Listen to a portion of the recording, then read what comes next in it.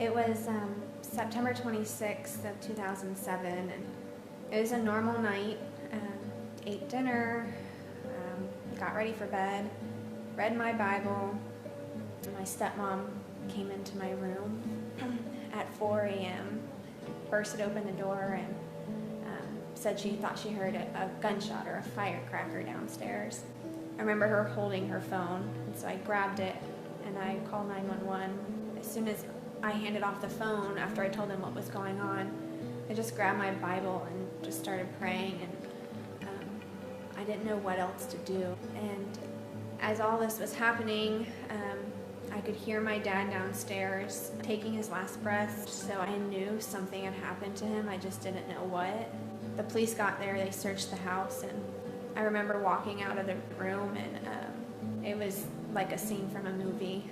There were lights and sirens and cops everywhere, and it was just complete, like, an utter chaos. And then they were wheeling my dad out and working on him to the ambulance, and I just sat there and cried, and that was it. And so what ended up happening is someone very close to me, close to my dad and our family, plotted with one of my dad's employees to murder him. I had to come to terms with that and learn how to forgive these two people, and it was hard, and it took time, and it still takes time even to this day, and it's just part of the healing process. And sometimes I find myself like thinking about it and starting to get angry, and I'm like, okay, wait, God, like, I just need you to come and like heal this situation, heal me right now.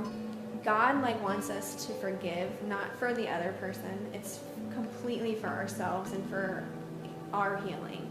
And I experienced that, and so I fully believe that. He taught me so many things, like just how to trust him more, that he's not going anywhere. He's there for me. In Hebrews 13, it talks about, I will never leave you or forsake you. And that is so true. He taught me not to hold anger. It doesn't do anything good for you. It just makes you more bitter and unhappy. And I don't want somebody else to have a hold on my life. Like, why let them be in control? The only person in control is God. So I never really questioned God through that whole time. I know it's a normal thing, I'm sure, for people to do that in like this kind of tragic incident, but for me, he was all I had. Like, everything was stripped away from me, and I just clung to Jesus, and that's just who was there for me. And I knew he wasn't going anywhere. I knew he wasn't going to betray me like I had been, or he was just good. Like, I knew like I could trust him. And people ask me all the time, like, how did you get through that, or how are you so normal now? And it's just like, my only explanation is Jesus. My story would be that even in painful situations or bad situations or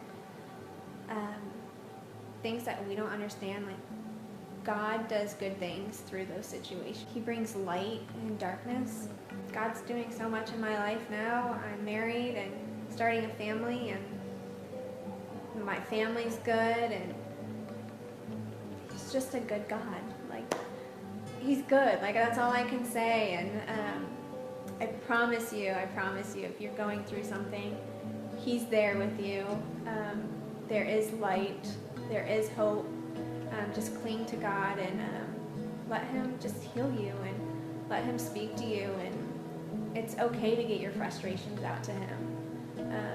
It's okay to be angry and sad and all these emotions that you feel. But I can tell you that he's there, and like, he will heal you, and he loves you so much. Hey, I'm Brittney. Thanks for listening to my testimony. I pray God brings you healing and peace through this. Just remember, God loves you, and he's there for you.